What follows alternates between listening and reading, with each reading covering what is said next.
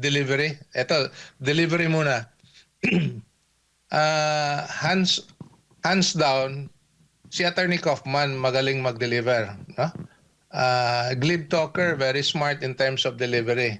Makita mo dun sa prosecution, yung he keeps on referring to my friend Jeremy, yung prosecution, he would also be able to deliver, but not as smart as Attorney Kaufman. Yung sa kabila naman, sila yung dalawang Filipino lawyers at saka yung isang babaeng legal representative of the victim, they present their case. I think it's also their style, on a very slow, monotonous way of delivery. In terms of substance, makikita mo dun sa presentation ni Attorney Kaufman na hinihimay-himay niya at tinitira-tira niya. He was refuting each and every points that were raised by the prosecution. Oh, ayun nga sir, bigyan nyo naman kami ng update or ng reaction ninyo patungkol sa performance ni Attorney Kaufman. Kayo po ba ay natuwa sa kanyang representasyon kay Pangulong Duterte diyan sa confirmation hearing? Magandang gabi po sa inyo. Magandang umaga rito. Kaming anim na abogado na pumunta rito, headed by former ES Bingbong Villaldea, si Attorney Billy Dulay, si Attorney Fred Lim, si former Secretary Bebot Belio, at ako, at saka si Attorney Sal Panelo. After nung hearing na nung nangyari, natapos na kahapon, nag-usap-usap kami and we were unanimous that Attorney Kaufman did a very good job in presenting a case against the prayer to confirm the charges. It started last Monday with opening statements sa lahat ng parties, the prosecution, at yung may tinatawag na legal representative of the victims, who apparently two of them are Filipino lawyers, and then the defense. Tapos nung Tuesday,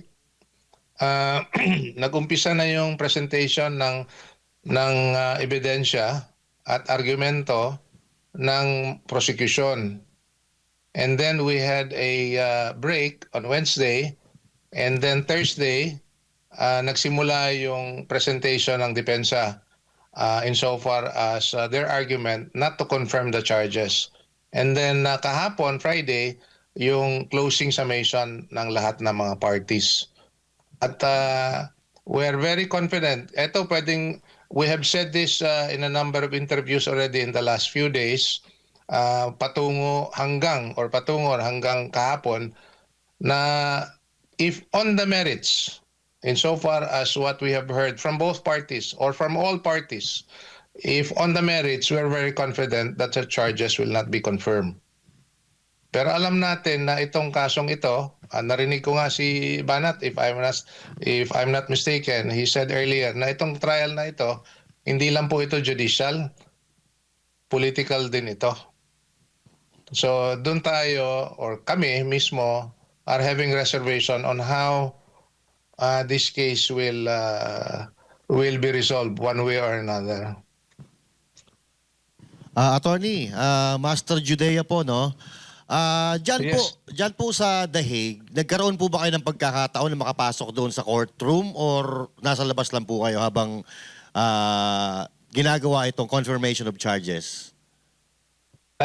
Nabigyan po kami ng reservation to sit in the gallery. So makikita po namin sa baba yung korte mismo, yung tatlong judges ng pre-trial chamber, yung panel of prosecutors on the left side, and also on the left side yung the common legal representative of the victims. On the right side naman, the 8-member team of the defense team of Attorney Kaufman. So makita po namin from the gallery. And by the way, talking about the gallery, hindi lang po kami nandoon. May mga media, meron po din yung mga nasa kabila. Mga taong sumusuporta doon sa pag-file nitong kaso na ito. Attorney, si Master Judea ulit, no? Bilang kayo po ay Yes. isang abogado, syempre mararamdaman po natin kung sino sino ang mas magaling. Sabihin na natin na mas magaling. Yung prosecution ba o yung depensa? Sa palagay niyo Okay, po. talking about performance po. I think makita nyo naman siguro in terms of delivery. Ito, delivery muna. Hands down, si Attorney Kaufman magaling mag-deliver. No? Glib talker, very smart in terms of delivery. Makita mo dun sa prosecution, yung he keeps on referring to my friend Jeremy, yung prosecution, he would also be able to deliver, but not as smart as Attorney Kaufman. Yung sa kabila naman, sila yung dalawang Filipino lawyers at saka yung isang babaeng legal representative of the victim, they present their case. I think it's also their style, on a very slow, monotonous way of delivery. In terms of substance, makikita mo dun sa presentation ni Attorney Kaufman na hinihimay-himay niya at tinitira-tira niya. He was refuting each and every points that were raised by the prosecution. By the way, I like to give you context doon sa sinabi ko, ano? Kasi tinanong ko rin yan kay Attorney Kaufman. Etong confirmation of charges hearing took place over 4 days. And before this, months before this, because if you recall, the first schedule for confirmation was sometime July last year. And even before that, meron ng tinatawag na exchange of information, documentary, audio, videos for the other side to consider. These are actually confidential exchanges. And whatever you submit to each other, supposedly alam ng korte. Ibig sabihin, nakalatag na rin sa yung mga ebidensya nito, itong mga dokumentong ito, sa records ng ng pre-trial chamber. Kaya tanong ko, bakit kailangan pa dumaan ditong very public confirmation of charges hearing? Kailangan daw para, kasi sa dami ng ebidensya na inailatag na, at least in private, kailangan daw kind of summarize at least in 4 days yung mga argumento ng bawat ng bawat party, no? So, yun po ang nangyari na whatever was presented by the prosecution, hinighlight lang nila po yung mga malalakas, allegedly, mga malalakas na ebidensya na pwede nilang itapon against Mayor Rudy. Si Attorney Kaufman naman, nagpresenta to refute each and every points that were raised by the prosecution. So yun po ang nangyari kung bakit kailangan pa, and it's also part of the rules and procedure of under the Rome Statute and of the ICC na dadaan itong prosesong tinatawag na confirmation of charges. Good evening, Attorney Delgra, si Coach Oli po ito. Alam nyo, Yes, Coach. ito yung bottom line na tanong ng taong bayan eh. Kasi sinasabi natin na malaki ang pag-asa kung ang titingnan ay ebidensya, pero syempre, political din to.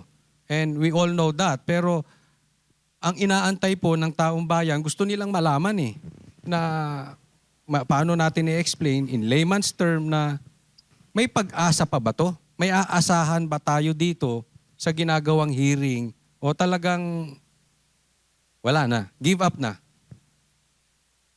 I like to borrow the words of Attorney Sal. Hope for the best, expect the worst. I like to put that in context. Ganito po yan. Unang-una, narinig ko yung earlier conversation niyo patungkol sa jurisdiction ng korte. Patungkol sa situation in the Philippines. And that's how they express it in the court. Philippine situation or situation in the Philippines. And then they would refer it to a particular person, as in this case, si Mayor Rudy. Now, sa ating Philippine judicial system, pag merong issue of jurisdiction, kailangan i-resolve muna yan. Kasi nga, kung mangyari na hanggang sa dulo makita na wala palang jurisdiction, walang saysay yung mga nangyayaring hearing sa nakita natin the last 4 days, no?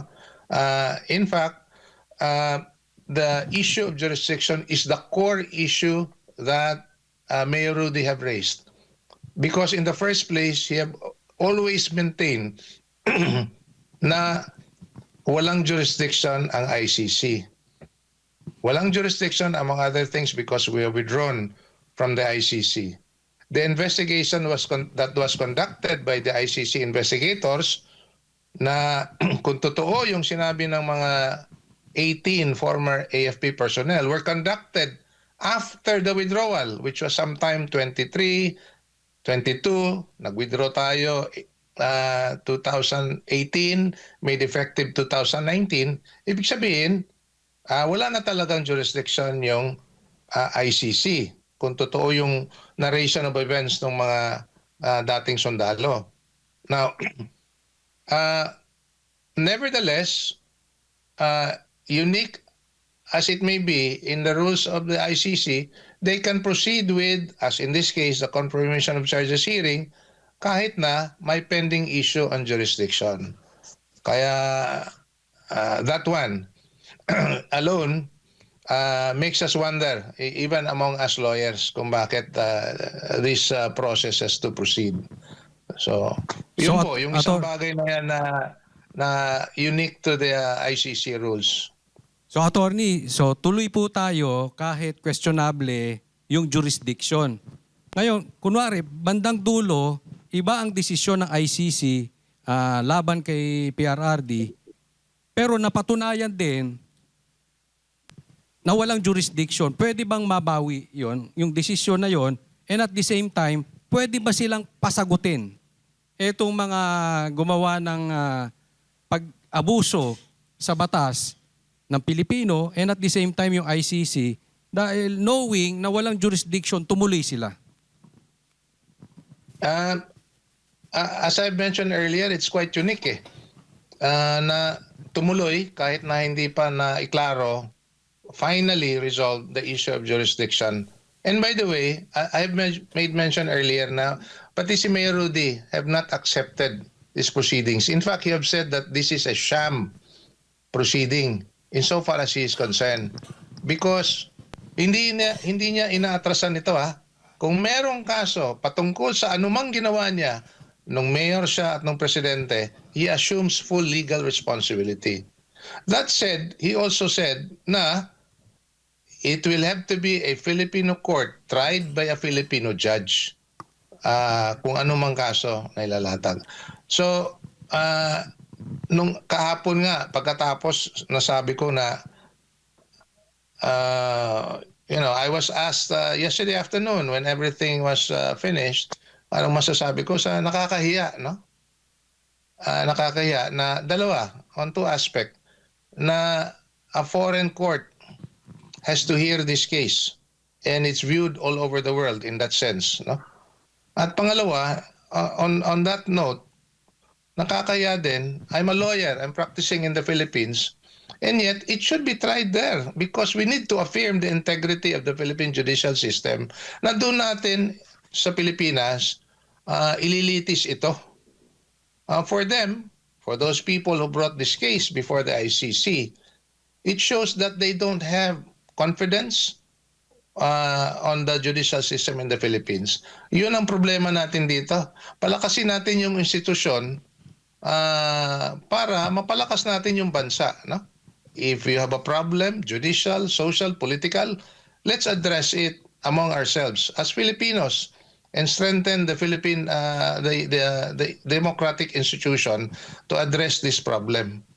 Follow-up question lang. Na we have to hear it before a foreign tribunal na hindi nakakaintindi sa konteksto sa nangyari doon sa Pilipinas. And I like to push further on that one. Good that on the final summation of Attorney Kaufman, dahil for several days since Monday, they have portrayed Mayor Rudy as a murderer, bloodthirsty, napasali pa yung mga milyon-milyon mga supporter na sinasabing mini Duterte clones as thirsty as well, no? Very insulting to all of us who have been praying and supporting Mayor Rudy to call us bloodthirsty Duterte clones. But nevertheless, no? Nevertheless, dumaan tayo dito sa prosesong ito na kailangan natin tingnan kung tama at pantay ba itong prosesong ito. Yun lang ang masasabi ko patungkol dito sa prosesong ito. Kaya I have my reservation because it's very political very political. Pagkuha na lang the illegal abduction of Mayor Rudy from the Philippines to The Hague, kinumpirma naman na yung eroplano was chartered by the Office of the President. At ngayon lumabas na yung investigasyon ng ICC investigators when they went to the Philippines were hosted by people who are clearly political distractors of the former president. Gives you a very clear picture of the political dimension of this case. Kung judicial lang ito, himay-himayin natin yung mga ebidensya. Pero himay-himayin at lilitisin doon sa Pilipinas, hindi rito. Follow-up question lang po, Attorney Delgra. Speaking of jurisdiction, hindi po ba pwede na isabay, mayroong magsampa ng kaso dito sa Pilipinas para questionin? Hindi ko alam kung meron na nakasampa or wala pa, pero pwede magsabay para malitis dito yung jurisdiction ng ICC. Posible po ba yun? Yung puntong jurisdiction na yan, wala tayong naisampa na kaso. And I would not, from my point of view, we need not to. Why? You know why? The Philippine Supreme Court does not have jurisdiction over the ICC. And conversely, the ICC does not have jurisdiction over the courts in the Philippines. That being said, meron po tayong pending na tatlong habeas corpus petition. At sinasabi ng kabila na hindi na po pwede itong petition na ito. By the way, just to educate the listeners, yung habeas corpus petition kasi na inahain ni Congressman Pulong, ni Mayor Baste at saka ni Kitty, ni Veronica Duterte, they were praying na illegal yung pagdala sa kanilang tatay papunta sa Hague, and therefore mananagot yung mga respondents, no, yung mga government officials that were mentioned there, among them the Remulla brothers, sila Gilbert Teodoro and all the rest, including Torre. Kailangan managot sila and directing them to bring the body of the former president to the Philippines. So I think that is what's more important insofar as having to address kung sino talaga ang may jurisdiction sa person of Mayor Rudy. Ngayon, ang sinasabi nila, ang ICC meron kasi may warrant of arrest. Tayo naman, nagsasabi tayo na ang Korte Suprema has power to direct the respondent to bring the body of former president back to the Philippines. Okay. Attorney, si Master Judea po ulit, Ngayon po, tapos na yung confirmation of charges, And itong mga kababayan kasi natin is talagang hopeful pa rin sila na maganda ang kahihinatnan nitong investigasyon dyan sa ICC. Now, from confirmation of charges, how long are we going to wait para lumabas po, bago lumabas itong desisyon? At ano po ang mangyayari after nito? Okay. You mentioned about time Yes po, time frame. Meron pong 60 days for the pre-trial chamber to resolve the issue on the confirmation of charges. Apo. On the second question was, ano yung outcome? There are three possible outcomes po. Apo. Una, if the prosecution was able to prove, and the standard of proof is actually substantial evidence, to bring the case to trial, then the charges will be confirmed.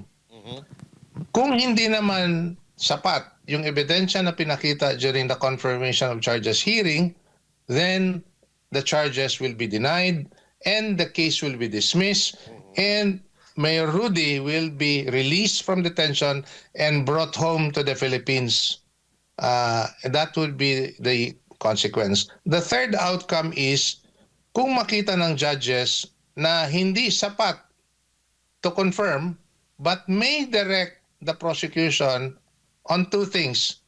Una, to reduce the charges kasi hindi sapat yung ebidensya to support the charge of crimes against humanity or magkalap pa ng additional evidence to support the charges.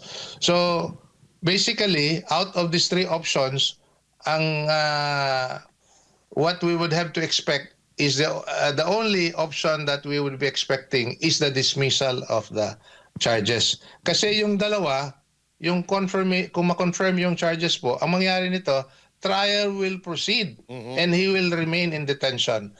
And on the third option that I mentioned, if the judge, the pre-trial chamber judges will say na ibalik natin sa prosecution, he will still remain in detention. So yun po ang gusto nating mangyari, mai-dismiss yung charges para makauwi na siya, si Tatay Digong. What if po, kung halimbawa, sabihin na natin, na katulad ng sinasabi nila, na ito daw ay politically motivated. So, ano po kaya ang pwedeng mangyari dito? May pag-asa pa ba na makauwi siya if this is politically motivated? Si Mayor Rudy, sinabi niya na sa waiver niya na ang posibilidad na doon na siya manatili at posibleng mamatay, tinanggap niya na yan. Okay. Actually, when I read the waiver, this is just my personal thought on the matter. Kasi kilala natin si Mayor Rudy way back when he was still mayor. Ang ginawa niya ng waiver na yon, he was able to speak to the court and to the Filipino people yung damdamin niya. No? Kaysa sa confirmation of charges hearing, mga abogado lang magsasalita dyan. But he was given that chance to speak from his heart to the court and to the Filipino people. What does that mean? Sabi niya na mukhang dito na ako, tinanggap ko na yung kapalaran ko na dito ako mamamatay. So napaisip ako, that will make the ICC powerless from here on. Kasi whatever the decision of the ICC, tanggap naman niya. Kung ma-dismiss, mapauwi, okay. Pero kung hindi naman, tanggap niya na kung ano mangyayari. So, I like to say this, I'm not demeaning or disrespecting those who have died. No? But our focus here is on the suspect. By the way, tawag sa kanya, suspect pa kasi wala pang confirmation of the charges against him. So, that said, napangunahan niya yung ICC at yung mga umaatake sa kanya, natanggap niya na ang kanyang kapalaran. So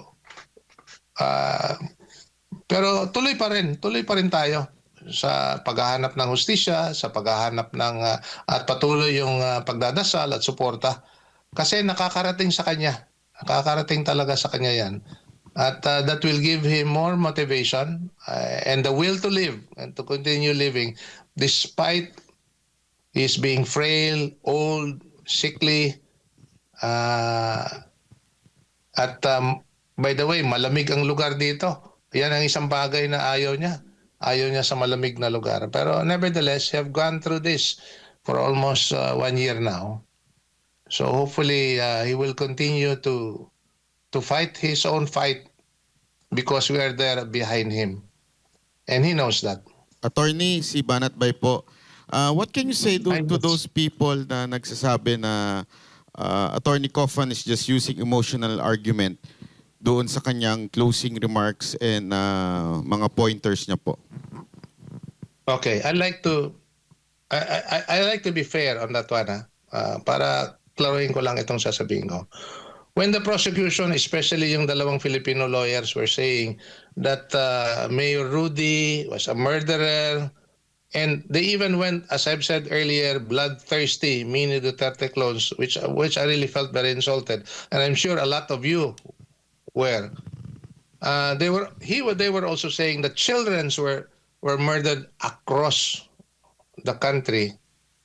Yun ang sinasabi nila. Ngayon, that's one characterization of the man which to us is absolutely false. Now, Attorney Kaufman is in his closing statement, he mentioned about the statement of his encounter with the president last Wednesday, which basically was the same in almost every visit that Attorney Kaufman and his team would go through when they visit the president. Ang sinasabi ni Attorney Kaufman sa akin na almost every day na bumibisita sila.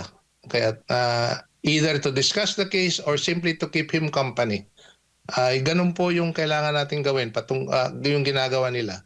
Now, yung sinabi po ni Attorney Kaufman, if I have to say this, was sincere, authentic, and factual. Kasi kilala natin si Mayor Rudy, si Tatay Digong. Yung mga sinasabi niya patungkol doon sa I wish to be remembered as a faithful servant of the people. Alam natin yan. So, hindi gawa-gawa ni Attorney Kaufman yan. Ano? Galing talaga yan kay Mayor Rudy, yung mga salita ng ganyan. At nakaka-relate tayo dun sa mga sinasabi niya because we have known him. I like to say this on a personal note. I am privileged enough to know him a little bit more of him than those who have been criticizing him. So, yun ang gusto kong sabihin sa lahat na totoo yung sinabi ni Attorney Kaufman. If it appeals to emotion, let it be that way. But I state for the record that it was authentic, it was factual, and sincere insofar as what we know of the President. Having said that, meron ng dalawang characterization ng tao before the judges. Ang sinasabi sa kabila, murderer, pumapatay ng mga bata. On the other side, a very compelling closing statement of Attorney Kaufman saying an entirely, completely different story about Mayor Rudy. So, yun po ang gusto kong sabihin, even on a very level-headed manner. Attorney, isa pang tinatanong ng mga kababayan natin, pareho po ba ang sistema ng korte dito at saka korte sa ICC? Ang burden of proof po ba ay nasa nag-aakusa o ang depensa ang kailangan magpatunay na hindi mamamatay tao ang ating Pangulong Duterte? Pareho lang po. The burden of proof is on the prosecution to prove the allegations that they have made or leveled against the former president. What? Yun po, pareho lang. I think universally pareho lang yung pamamaraan on the determination of due process. So yung sinasabi nating due process na yan, kahit na hindi magsasalita yung dating Pangulo, whether he's innocent or guilt, it is the responsibility of the prosecution to prove his guilt. Yun po yung standard of proof dyan. Beyond reasonable doubt, by the way, this being a criminal case. Attorney, isa pang accusation ng kabila ay yung tinatawag nilang indirect. Kasi pinupunto ni Attorney Kaufman na wala naman pong direct na kautusan or involvement ang ating dating Pangulo, pero sinasabi naman ng kabila na there's such thing as indirect na responsibility yung mga statement ng ating Pangulong Duterte. Ang isa pang indirect statement ay pwedeng maging batayan ng guilty verdict?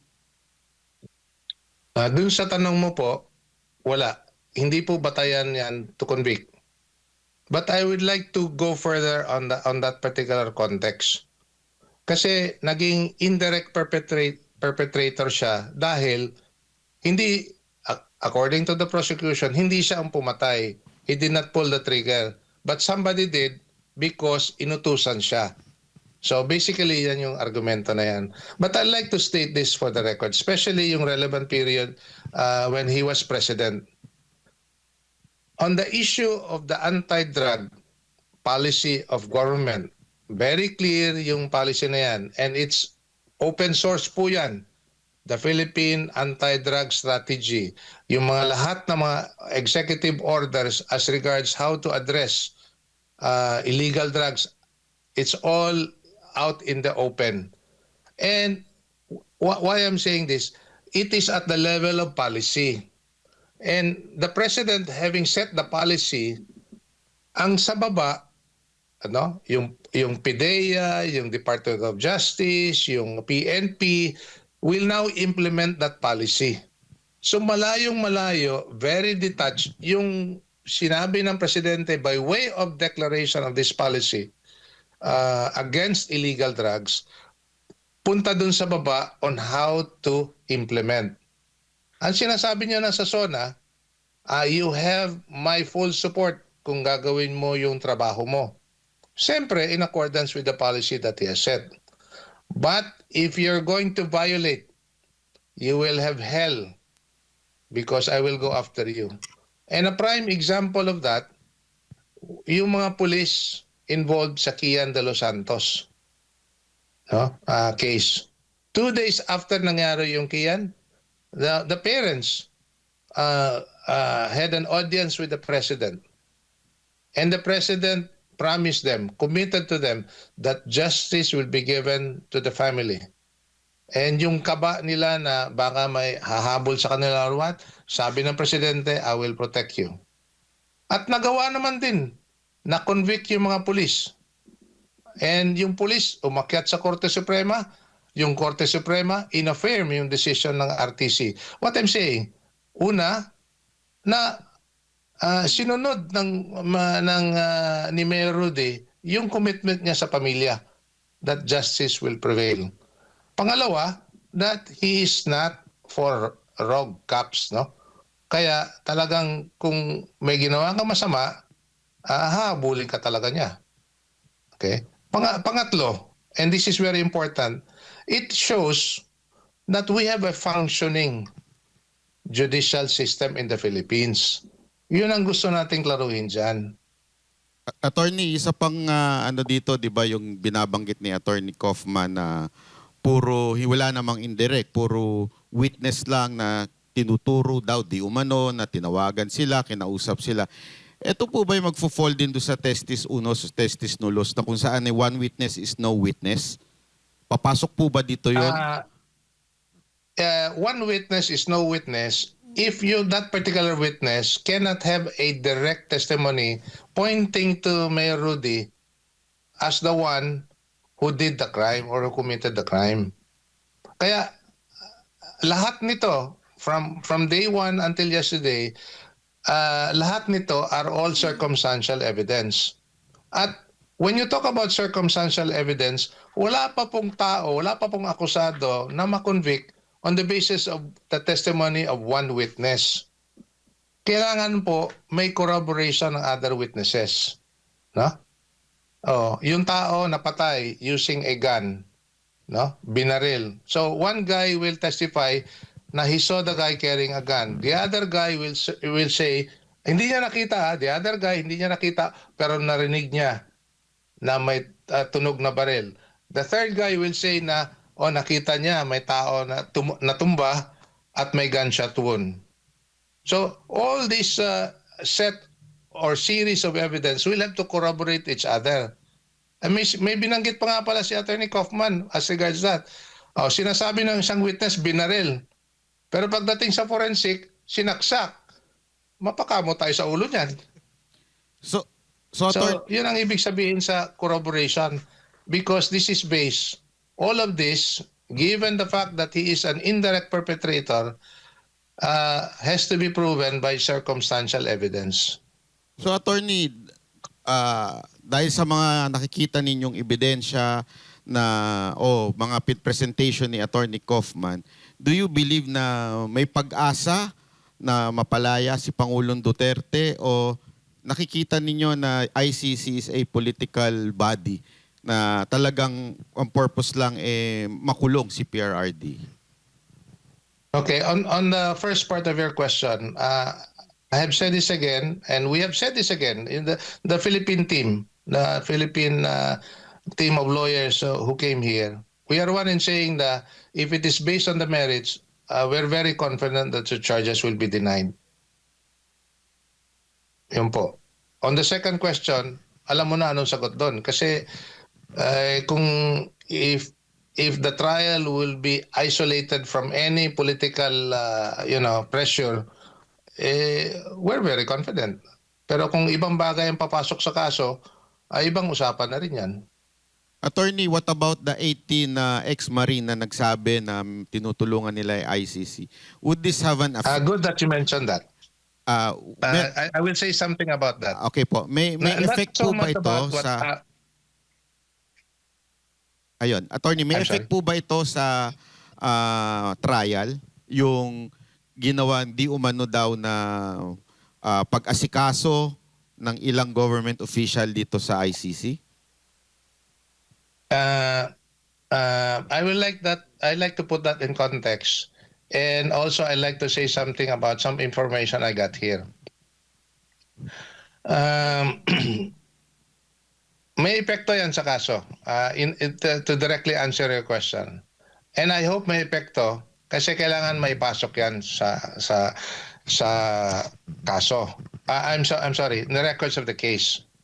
Now, may epekto ba? Yes. You know why?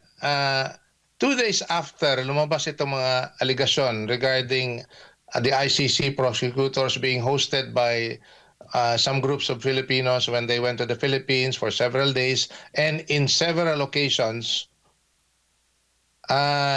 may isang ICC lawyer na nakausap ko, nagsabi na it was quite unusual for the ICC to come out with a statement refuting the allegation. Why is it so? Dahil normally the court don't react or express comment which are external to any of the cases they're handling. Kaya nagtaka siya kung bakit. And this is the same in the Philippines. Yung alam mo na, 'di ba? You're all there practicing your industry in expressing yourselves in social media, everything else on both sides. Binabatikos yung Korte Suprema or pabor sa Korte Suprema, pero may mabasa ba kayo na nagre-react yung Korte Suprema sa bagay-bagay na yan? Hindi. Dahil the Supreme Court of the Philippines express themselves through the decisions that they promulgate. So these are official records pertaining to cases that they hear before the court. So they express themselves in the decisions that are promulgated by the Philippine Supreme Court. Dito, quite unusual, nag-react ang ICC by way of a statement refuting what they said. Pero mahirap i-refute eh. Kasi kung totoo yung affidavit, hindi lang po salita ng tao, pati yung mga pictures. At na-confirm na yung tao doon, a certain, even one of them, sino nga ba yan? Miss Chantal is confirmed to be an ICC investigator. So ito is a very compelling evidence which should be looked into, by the way, by the relevant agencies of government, whether it be the Ombudsman or the Senate Committee, to investigate this allegation. Ang problema lang dito, nung lumabas sila, ang inimbestiga yung 18, hindi yung sinasabi nila patungkol sa mapakamot ka sa ulo kung bakit Pero, sila yung iniipit. Attorney, what do you think of this? Is this being defensive ang ICC? Or they're just trying to clarify na hindi sila involved? Actually, there is not much that they said in details dun sa statement na nabasa ko. Except to say, like for example, their funding when they do investigation anywhere else in the world are sourced from the budget of the ICC. Basically that. No? Pero, yun nga, if you're doing that and then you react on something that is external to the court, why would you do that? I think you know more of that than I do because you're in that business. You're in that industry in communicating issues. out in the open. But attorney, Mas makakaintindi kayo niyan kaysa ako. can we say that it is illegal? Hindi naman illegal. Which one are you referring to? Yung pong sinabi po nung Marines, ex-Marines na tinulungan ni Trillanes di umano through the giving ng pera, would you consider that as illegal sa investigator ng ICC? Ganito. Kung totoo yung sinasabi ng 18 Marines, no? Kung totoo yan, that adds up to the argument on the political dimension of this case. Kasi hindi sila objective at mangyari na heavily biased yung ginawang ICC investigation sa loob ng Pilipinas. At saka kung totoo yung mga I do not know if there was a specific statement about $2 million na that was requested and that was supposed to be used for expenses in the investigation. Magiging illegal yan kung nakatanggap yung mga ICC investigator ng pera galing dito sa nag-host sa kanila sa Pilipinas. But at the least, it will show a clear bias on how you investigate the case. Kasi kung objective ka na investigador, you will look at all angles, no? Both sides or multiple sides for that matter. Kung totoo ba yung na yan, yung nangyayari na yan na kaso. Pero as it appears, yung nag-host sa kanila dito, sila din ang nag-guide sa mga ICC prosecutors kung saan pumunta, kung sinong taong i-interview nila, anong dokumento ang ibibigay. So, that becomes suspect insofar as an objective investigation of the Philippine situation is concerned. Attorney, si Coach Oli po ulit, no? So, it is Yes. as if inaamin ng ICC na political to kasi nag-react sila eh. Second question po, Attorney, advisable ba na i-open ni Attorney Kaufman etong mga ebidensya laban sa ICC na nilabas nitong 18K o yung tinatawag nating 16 Marines and 2 sundalo? Insofar as your second question is concerned, iabot na po namin yung information na yan sa defense team. But on how they're going to handle it, unfortunately, there are a lot of things that we do not know because of the confidential nature of the proceedings. Kung maalala nyo, pati yung if you are following the hearing on a delayed telecast, mga ilang beses pinuputol-putol. And I asked Attorney Kaufman regarding that. And he mentioned that in the interview na sinasala ng ICC kung ano yung mga supposed to be hindi sasabihin dahil nga confidential. Pero narinig namin lahat nung nandun kami sa gallery. Pero hindi rin namin alam kung ano yung mga supposed to be hindi ma-broadcast sa inyo lahat because delayed kayo ng 30 minutes. Attorney, yung pagdating naman dito sa Supreme Court, hindi ko alam kung nasagot nyo na to kanina eh. Na-cite nyo kanina yung mga final nila Mayor Baste eh. Pero if ever, yung mga nakabinbin na kaso sa Supreme Court, nag-rule ang Supreme Court na illegal itong mga pag-aresto, pagpapadala kay Pangulong Duterte doon, makokompel po ba yung ICC na mag-adhere or mag-comply doon sa decision ng Supreme Court natin?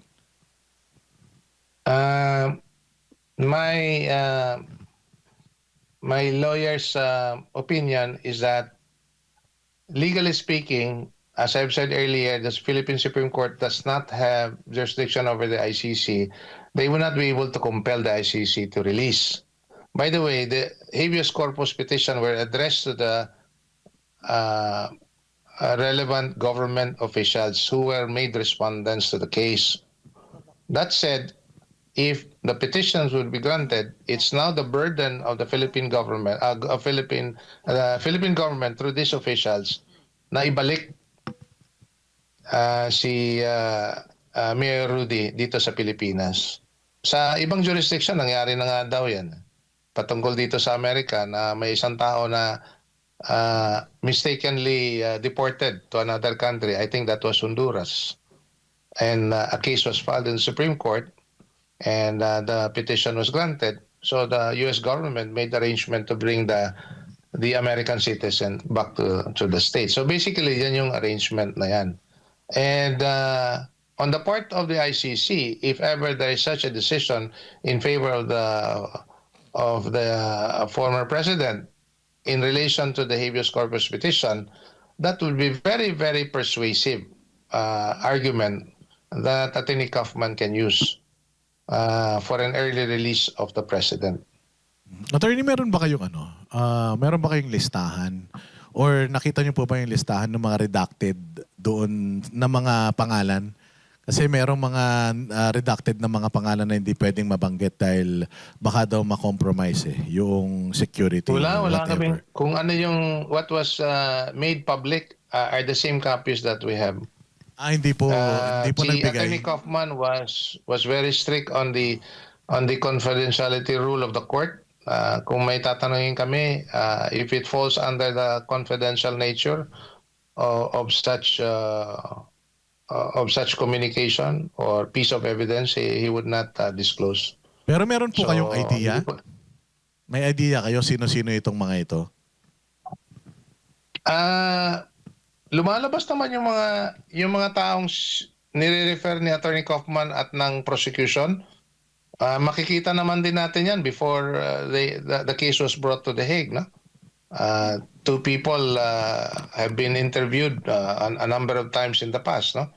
Si Las Cañas at saka si Matobato among them. So alam natin na they would be among those prosecution witnesses.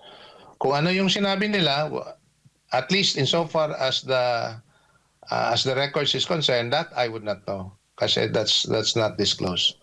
But some other incidents, as they call it, were not redacted.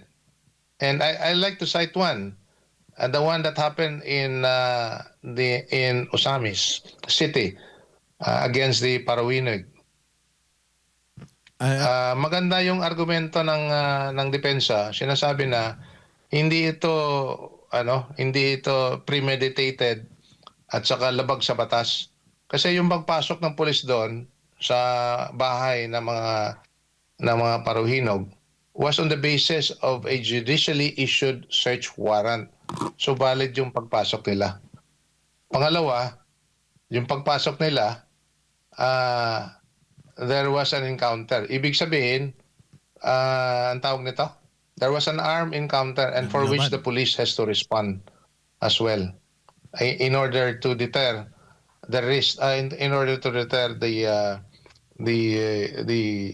what do you call that, the violence that they were facing at that time. Pangatlo, hindi po madalian yon. Mangilang oras bago natapos. No? Pang-apat, at sinight ito ni Attorney Kaufman. Pang-apat, may mga namatay pero meron ding naaresto. 4. So kung totoo yung sinasabi nila as what they're portraying Mayor Rudy as a murderer at saka lahat ng mga ginawa niya is really premeditated na walang ligtas, patayin nyo lahat, bakit may buhay? No, yung mga ganong mga ebidensya na ilatag niya lahat yan. Hindi lang po namin ma-appreciate at kayo rin, hindi rin nyo ma-appreciate kasi napipigilan siyang magsalita because some of these are confidential or redacted versions of what is already in the records of the case. Attorney, yung isang mainit na usapin dito kasi parang medyo hindi yata nagkakaintindihan patungkol doon sa salitang ano ba yon, yung neutralize at saka yung tokhang. Kasi sinabi din ng spokesperson, Yusek, ng PCO, na dito daw sa Pilipinas, ang ibig sabihin daw ng neutralize, and even si dating Supreme Court Justice Carpio, sinabi din niya na kapag ginamit daw ng otoridad yung salitang neutralize, kill daw ang ibig sabihin nun. Ano pong masasabi niyo dyan? Si Attorney Kaufman had made it very clear, no? Before the pre-trial chamber, that neutralize means maipigil yung ginagawa ng tao. So, arrest, apprehension, and detention, prosecution, no? The last resort would be to kill if if there is risk to the lives of the arresting officer. So, yun po yung kinaklaro at pabalik-balik na sinasabi ni Attorney Kaufman. And it's all there. Policy-wise, klarong-klaro naman na hindi sinasabi na the word neutralize means to kill. It's basically inconsistent with the PNP operational manual, no? Na mapipigilan yung tao. You'll be able to restrain him without risk to the arresting officer. Kasama din So ha. umiikot-ikot yung argumento patungkol sa neutralization or neutralize sa prosecution at sa depensa. But they cannot pin anything at all. I'm referring to the prosecution to say, I'm referring to the whatever is said or whatever is in the record to say that the word neutralize or neutralization means to kill. Attorney, yung isa pa na nabanggit dito ni Attorney Kaufman, yung pangalan ni Pangulong Bongbong Marcos. Sa tingin ninyo makakatulong ba yun sa pag-convince niya sa mga huwes na i-dismiss na itong kaso ni Pangulong Duterte? Ang nakita ko doon, in fact, I was surprised that he mentioned that. But I think just to put in perspective na lumalaganap pa rin at patuloy yung nangyayaring patayan sa Pilipinas even after Mayor Rudy stepped down from office as president. So, yun po yung perspective doon. So, parang ang sinasabi niya na why would you, because first of all, there is Attorney Kaufman has been denying, and that is the position of Mayor Rudy, denying all the charges, no, that he had killed all these individuals, or even upon his order, for that matter. Now, even assuming that, meron pa rin nangyaring patayan papunta doon sa nung wala na siya. Attorney, nakausap niyo po ba or meron po ba kayong chance na makabisita kay Pangulong Duterte? Meron po ba kayong clearance? We really have wanted to. All 6 of us, we really have wanted to. Pero stricto yung ICC. Dalawang kategorya lang ng tao ang pwede. Yung members ng defense team at saka yung member ng kanyang pamilya ang makakabisita. Thank you, Attorney. Hello, By the Attorney. way, I made an attempt the first time I came here last year, April, na mag-apply to visit him. By the way, an application to visit a detainee has to go through it online.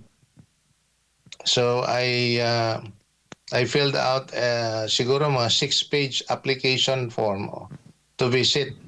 Para ka nag-apply ng passport.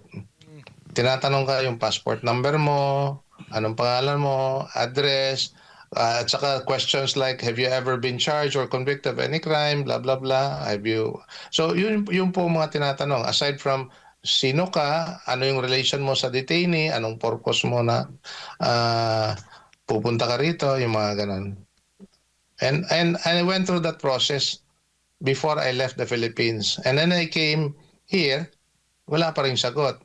So I made a follow-up email only to be told na hindi pwede because the visit is only limited to these 2 types of people who can visit him. Thank you, Attorney. Si Sir Jack po, meron yatang sasabihin sa inyo. If I may emphasize this point, Sige po. matindi na pag andito pa siya, yung pagbibisita talagang very, very limited. Kaya importante talaga, even at least in the interim, he would be released to a country who will host him para mas marami pang tao makakabisita sa kanya. Sir Jack, meron kang masasabi kay Attorney Del? Wala akong tanong. Lahat ng tanong ko sinagot nila eh. Oh. Nananong nila eh. Tanong mo muna kung Pinupusan niyo naiintindihan ako ka ng niya. tanong, di ba? Tanong mo kung naiintindihan Ano? ka niya, klaro ba? Klaro. Attorney, malinaw ba? Yeah, malinaw po. I can hear you. Ano mo ha? Attorney, wala akong tanong. Gusto ko lang magpasalamat sa pagmamahal at suporta mo kay Pangulong Duterte. Maraming salamat sa'yo. At sa inyo lahat. Boss, ibabalik ko yung pasasalamat mo sa inyo, sa iyo at sa inyong lahat. Kasi let's continue the fight for the old man. Hindi aatras yan. Sa pagkakakilala natin sa kanya, hindi yan aatras hanggang sa dulo. Up to his last breath, he will fight his battle. And it is just but fitting for us to help him fight his battle. Attorney, you have the floor. Kausapin niyo po ang mga kababayan nating Pilipino. Salamat po, Bay. Nagpapasalamat na pala ako rito sa opportunity for having me in your show. But more importantly, salamat sa outpouring of prayers and support. Even before when he was in office, all the more now that he has left the government service, private citizen na lang po, at inaapi rito sa Hague. But you continue to support him, you continue to pray for him. At kami, nagpapasalamat po sa patuloy na suporta. I like to say this a little bit in context. In the last 4 days po, and in this week, grabe ang suporta ng mga Pilipino. Yung makikita mo sa social media, hindi po lang galing yan sa The Hague. Hindi lang po yan galing sa other parts of Netherlands, Amsterdam, Rotterdam. Hindi lang po yan galing sa iba't ibang parte ng Europe. Yung mga tao po, manggagaling sa iba't ibang parte ng mundo. I came across with somebody who came from Qatar. Mapapakamot ka sa ulo mo. Gagastos ng oras at pamasahe, pupunta lang dito. I even saw some kababayan from Davao. They're not based here, but they came from Davao. Somebody came from London. And there's one family who came all the way from Paris. At yung asawa na Ilongga, siya yung nag-drive for 8 hours just to bring the family here. And for 4 days, they stayed here. So, yung mga bagay-bagay na yan, nakakabusog puso. At reinforces our belief and our affirmation for our love for Mayor Rudy, for Tatay Digong. So, salamat po at tutukan nyo yung kaso so that you will be able to know, learn, and understand what is happening to our Tatay Digong. Maraming salamat po. Salamat po, Attorney Martin Delgra, kaibigan at legal counsel po ng ating dating Pangulong Duterte. Maraming salamat po, sir.